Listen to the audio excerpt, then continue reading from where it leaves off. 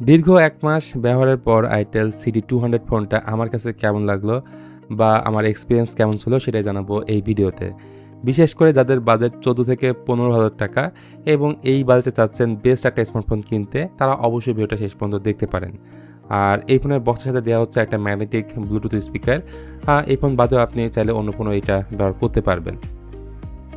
আচ্ছা, এই ফোনটার থিকনেস অনেক বেশি না। সাইড ফ্রেম, রিয়ার প্যানেল সবটাই থাকছে প্লাস্টিকের। এটা ইউনিবডি ডিজাইন, যদিও রিয়ার প্যানেল গ্লাসের মতো একটা ফিল দিবে। IP65 এর রেটিং আছে। রেটিংটা আর একটু ভালো হলে সুবিধা হতো। হালকা পাতলা পানি লাগলে সমস্যার কথা না। বাট itel যেটা ক্লেম করছে, তাদের এই ফোনে মিলিটারি স্ট্যান্ডার্ড 18H এর সার্টিফিকেশন রয়েছে। তাছাড়া সাইজের ফোনটা বড় হওয়ার কারণে পকেটে রাখতে গেলে, বিশেষ করে যারা বাইকার ভাই আছেন, তাদের ক্ষেত্রে একটু প্রবলেম হতে পারে। আরেকটা প্রবলেম আমি ফেস করছি, এই ডিভাইসে সেকেন্ডারি নয়েজ ক্যান্সেলেশন মাইক এবং ডুয়েল স্পিকারটা দেয়নি। আমার মনে হয় এই বাজেটের ফোনে অবশ্যই থাকাটা উচিত ছিল। বাদ বাকি অন্য সব কিছুই আপনি জায়গা মতোই পাবেন। 2টা সিম কার্ডের পাশাপাশি এখানে একটি মাইক্রোএসডি কার্ড ব্যবহারের সুযোগ রয়েছে। আর এই ফোনে থাকা সাইড মাউন্টেড ফিঙ্গারপ্রিন্ট স্ক্যানারটা একইভাবে কাজ করে। আর একটা বিষয় না বললেই নয়, এই থার্ড ক্যামেরা সেন্সরের মধ্যেই মতো রয়েছে আই ব্লাস্টার সেন্সর, যাতে মোটামুটি আপনি টিভি, এসি বা ফ্যান কন্ট্রোল করতে পারবেন। আর মোট 3টি কালারে itel CD200 পাওয়া যাবে, ব্ল্যাক, সিলভার এবং পার্পল। তো ডিসপ্লের দিকে চলে আসলে এখানে পেয়ে যাচ্ছেন বিশাল সাইজের 6.78 ইঞ্চির একটা HD+ IPS LCD প্যানেল, যেটা রিফ্রেশ রেট হচ্ছে 120 হার্টজ এবং পিক ব্রাইটনেস 700 নিটস। ইনডোরে ঠিক থাকলেও ডিরেক্ট সানলাইটে আবার কিছুটা স্ট্রাগল করে। আর রেজোলিউশন যেহেতু কম, HD+, সো খুব কাছ থেকে দেখতে গেলে আপনি শার্পনেসের ঘাটতি লক্ষ্য করবেন। এর বাইরে ডিসপ্লে কালার প্রদর্শন ভালো ছিল। মাল্টিমিডিয়া কনজাম্পশন যারা করেন বা করবেন, তাদের কাছে আমি শিওর ভালো লাগবে, কারণ ডিসপ্লেটা বেশ বড়। শুধুমাত্র লো সিনটা আর একটু ছোট হলে ওভারঅল এই ডিসপ্লেটা সামনে থেকে দেখতে বেশ সুন্দর লাগতো। তার পাশাপাশি এই ফোনে ওয়াইড অন এলনের সাপোর্ট রয়েছে, আছে অলওয়েজ অন ডিসপ্লে ফিচার। আর এই ফোনের ডিসপ্লেকে কী দিয়ে পরিবেশন করা হয়েছে তার ব্যাপারে কোনো তথ্য আমি খুঁজে পাইনি। আর এই ফোনের আরেকটা খুবই গুরুত্বপূর্ণ পার্ট হচ্ছে এটা প্রসেসর। বাট দুঃখের সাথে বলা লাগছে, CD100 মতো CD200ও থাকছে সেম প্রসেসর, ইনিসিও T7250। এটা 2025 সালের দিকে তৈরি করা এন্ট্রি লেভেল একটা চিপসেট, এবং যেটা ইনিসিও T615 এর একটা রিফাইন্ড ভার্সন। আরও সহজ করে বললে মিডিয়াটেক হেলিও G81 এর কাছাকাছি আপনারা পারফরমেন্স পাবেন।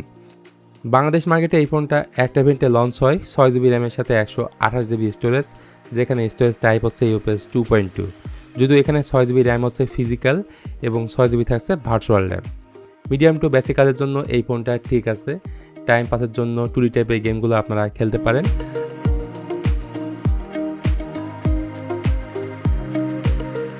সফটওয়্যার সাইডে itel OS 15 on top of Android 15 রয়েছে, তবে আমি বেশি খুশি হতাম যদি out of the box Android 16 থাকতো।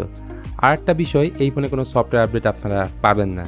সেই সাথে এই ফোনে আল্ট্রালিঙ্ক ফ্রি কলের সাপোর্ট থাকায় এবার 2 কিলোমিটার পর্যন্ত সম্পূর্ণ ফ্রিতে কথা বলতে পারবেন। লাগবে না কোনো ধরনের সিম কানেকশন, মোবাইল ডাটা বা ওয়াইফাই কানেকশন। জাস্ট দুজনের কাছে এই সেম মডেলের ফোনটা থাকলেই হবে। তাছাড়া এই ফোনে থাকা আই ব্লাস্টার সেন্সরের সাহায্যে টিভি, তারপর এসি, এগুলো আপনি কন্ট্রোল করতে পারবেন। গাইজ, ফোনটার পেছনে আছে টোটাল 2টা ক্যামেরা। রিয়ারের মেইন ক্যামেরাটা 50 মেগাপিক্সেল, এর পরেরটা একটা ইআই লেন্স, আর ফোনটি আছে 8 মেগাপিক্সেলের সেলফি ক্যামেরা। যেহেতু বেসিক একটা ক্যামেরা সেট আপ, সো এই বাজেটের অন্যান্য ফোনের মতোই ক্যামেরা রেজাল্ট পাবেন। খুব ডিটেল ছবি পাবেন না, দিনের আলোতে ভালো ছবি আসে, বাট আলো কম থাকলে ডিটেলের ঘাটতি লক্ষ্য করবেন। তারপর দেখবেন সব ছবিকে একটু বুস্ট করে প্রেজেন্ট করে।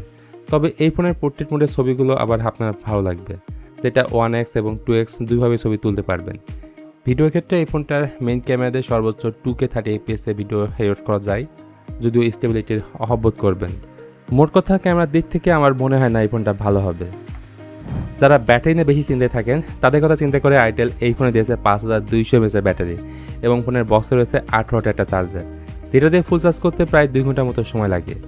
সাথে 4 বছরের ব্যাটারি হেলথ গ্যারান্টি দিচ্ছে, মানে 4 বছর পর্যন্ত ব্যাটারিটা ভালো থাকবে। এখন এই itel CD200 শুরুর দিকে এটার দাম ছিল 14,000, যদিও এর কমে অনেকেই সেল করছে, বাট বর্তমানে এটার দাম বেড়ে দাঁড়াইছে 15,000, যেটা এই মুহূর্তে একদমই জাস্টিফাই না।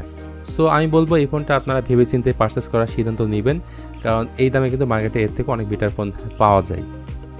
তো আপনাদের কাছে এই ফোনটা কেমন লাগলো সেটা অবশ্যই জানাবেন কমেন্ট করে। আর ভিডিওটি ভালো লাগলে please hit the like button, share করতে পারেন আপনার বন্ধুদের সাথে।